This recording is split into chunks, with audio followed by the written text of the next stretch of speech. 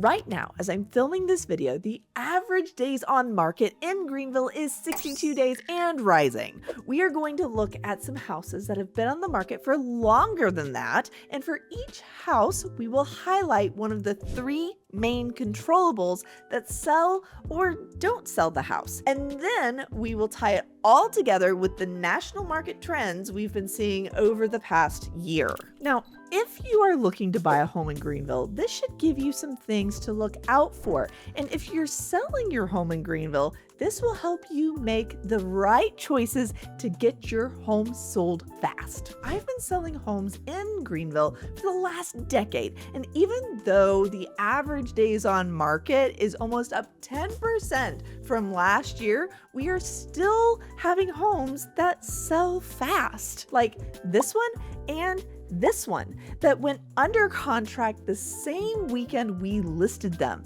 So whether you're buying or selling here in the upstate, go ahead and scan the QR code that's up here on the screen and get connected with our team so that we can make that experience great for you. But without further ado, let's go see our first house. This is a house that has been on our channel before. We've toured it, and if you're interested in seeing more, we'll put it at the end of the video. This house has really a great price, a decent location, but the condition, to be honest with you, it was not what we expected. We saw the pictures that were online. They looked great, and it really looked like a great house. However, the first thing we saw was this carpet whenever we walked through. And when you're looking at the house, the last thing you want is to start going through your list of things that you're gonna have to do to it. So we already had carpets that we had to rip out and replace. Then we walked into this kitchen, and can we say the 90s? This is just one of those things where it's an older kitchen, and a lot of people are gonna go in and want to update those stripes and update the floral, especially the green countertops, etc. in the kitchen.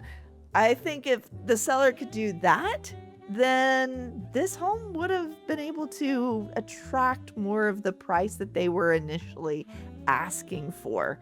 Golly, even the tiles. Look at that. This house, again, great location, not a terrible place. You're only about 5 minutes from Wade Hampton, which is a main thoroughfare through like Taylor's and Greer, and a lot of your shopping is there. This house is priced in the low 300s, and I will tell you, you can look it up. It's actually still active on the market, but the listing agent, Heather Listar, thank you so much, says that it's under contract with a short sale. Now, if you're not sure what a short sale is, somebody has brought an offer on this house for less than what is currently owed on the house. And so the bank is allowing the house to be sold for short. All in all, this house has really great bones, has a lot of things going for it. Fantastic location, no HOA neighborhood, etc. Just the overall condition. If somebody puts a little bit of money into this house, it would have sold for more money than what was owed, and both seller and the buyer would have been happier. Next, we've actually seen this house before as well. Fun story, I'll tell you here in just a second, the surprise about this house. So this house really has a great price for the area. Fantastic location, right outside of Travelers Rest. But I would say there's something to be desired about the overall location. We'll go into that more. The condition, though, of this house is great. It's less than 5 years old, and a lot of people are looking for something like that. The house is already settled, but like houses like this that have the rounded corners, the archways, the really nice, hardwood floors throughout, or the luxury vinyl planking. Like, people are looking for houses like this one. Open floor plan, granite countertops, just all of those things that to me are highly desirable.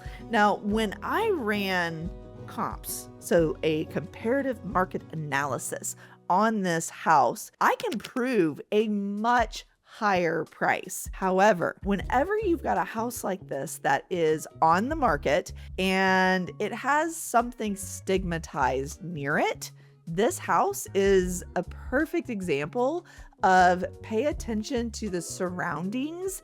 And for some people, it matters what is around the house, the overall location. And for others, it doesn't matter so much. So as we're walking through this house, the house has really great natural light throughout the house. Like, you can tell this looks like a great house. It's listed in the mid 500s and it is located all of 10 minutes from downtown Travelers Rest. It's got half an acre yard, but the backside of this house, it backs up to something that made selling this house incredibly difficult. We actually got very close to its current list price. Here's the thing, it took the right buyer. And for this house, they needed to be okay with, there's a DG Market behind this house, so Dollar General. There's a gas station behind this house. There's a 5G tower, so the cell towers behind it. And then also there's a busy road back behind this house. So how does that affect price? And how does that affect overall the people who are going to come and buy this house? This is something that I want you to look through. I want you to be aware of whenever you're looking at homes. If it bothers you, great, we're going to find something else. If it doesn't bother you, awesome. This is a fantastic house. We actually are currently, as of this video, under contract and the right buyer has shown up. But I'll tell you, it took us about 6 months to find them. We knew we had the price right, but those items, that's what slowed down the sale of this house. And this is what you really need to look into whenever you are pricing your home, making sure you do that correctly, and overall making sure that you have a really good location. Working with a great realtor, we're going to be able to point those things out to you. With all of that said, if you're like, I need a realtor who's really honest with me about these things, you should reach out to our team, because that's what we do. We're not going to sugarcoat it for you. It's more than just finding where your home is. It's your investment. So I want to make sure that we take care of you. We find you an awesome house like this, and we accomplish your goals. Let's be real about this. There are 3 different types of bad locations. Okay, the first one is going to be things you really just can't control. It's going to be, hey, you live there and then you get a neighbor who just trashes their yard.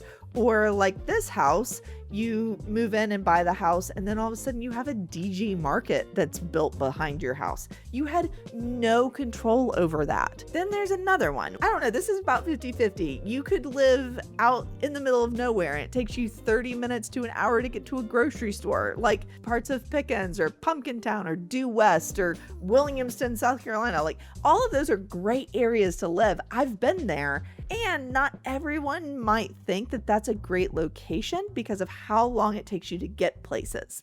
And then you have the third bad location. Let's be real. There is a bad part of town pretty much everywhere whenever you're looking at where the location is of your home. So you really have 2 options whenever you're looking to sell.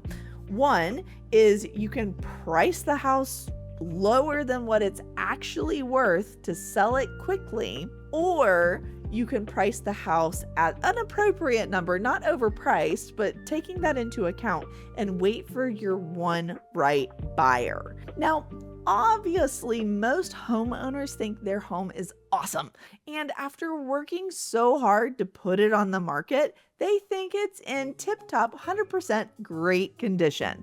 And there are quite a few that also believe that their home is located in the absolute best place to live. Whether it is the community that they are close to, the way of life they are used to, or maybe they are of the opinion that why would anyone actually want neighbors? But the conversation that is the hardest, and yes, I'm looking at y'all who think you should start your price high. Quite frankly, the worst thing you can possibly do is overprice your house. The house with a great condition, you look like HGTV, a great location, close to all the things, or maybe you don't have neighbors and it's great, but you have a bad price. Here's the deal. No one wants to get called out in this part of today's video, believe me. I've asked. And the most important thing here that we can talk about is, why is the price bad? If you want to put your house on the market at a price that maybe you want to provide negotiation room, I'm on the strong and experienced opinion that that is not the right way to do it. Do not do it. The market of 2026 will not be kind for you. Honestly, any market that is like this one will not be kind to you. We are seeing national statistics that show more and more houses are sitting overpriced. So here in the Greenville market, it is estimated that almost 70% of the market is somehow overpriced. And it's probably only overpriced by about 5%. Now, realtors talking percentages, so let's break that out. 5% usually looks like $20,000 to $30,000 off of your sales price. Do you really want to be that person that has their house on the market for 3, 6, 9+ months just because you wanted to leave a little bit of room for negotiation? No, don't do it. If there's anything you can't do, you can't underprice a house. Sounds crazy, I know. But here's what happens. The market will adjust the price to what a buyer is willing to pay. If the house is underpriced, the market will bring more buyers to it, and then there's going to be a multiple offer situation, a bidding war, and the price goes up. If the price is too high, the house sits on the market and you only get one buyer, they are going to negotiate lower every time. So I talk to people every day that want or need to sell their houses, and I am more than willing to say no to an unreasonable price. I don't have to put it on the market.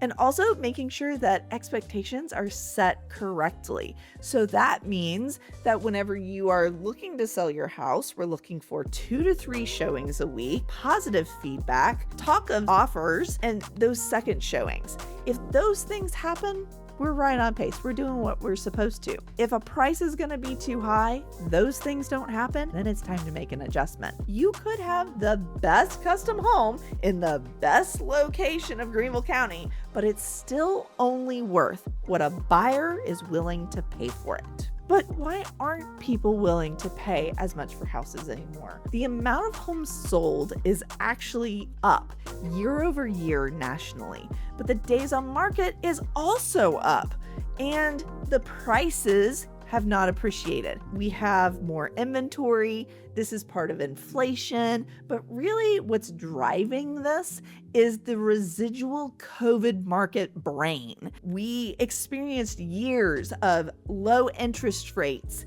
and more buyer traffic, but we didn't have the inventory in order to keep up with it. That's actually a direct result of the housing crisis back in like 08 to 11. So that's what we're experiencing over the entire country, in the news, everything. You are going to hear the housing market is slow, everything's too high, everything's overpriced. Here's what's happening. We know that houses are not appreciating like they used to. And in some areas of the country, they're actually depreciating. I'm looking at y'all, Florida. I can't fix your insurance problem. So when we look at it from a national level, I know that not everywhere is appreciating and keeping values like Greenville.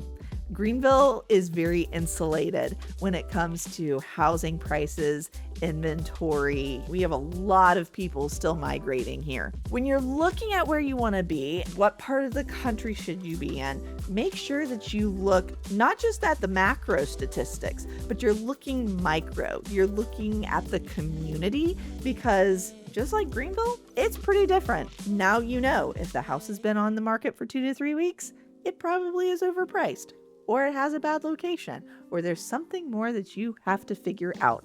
And that's why you need us, and you should reach out to our team so that we can help. I hope this helped you understand what's happening here in the area, and we'll catch you next time. By the way, if you want to see us tour some houses, you should go look at these videos right here.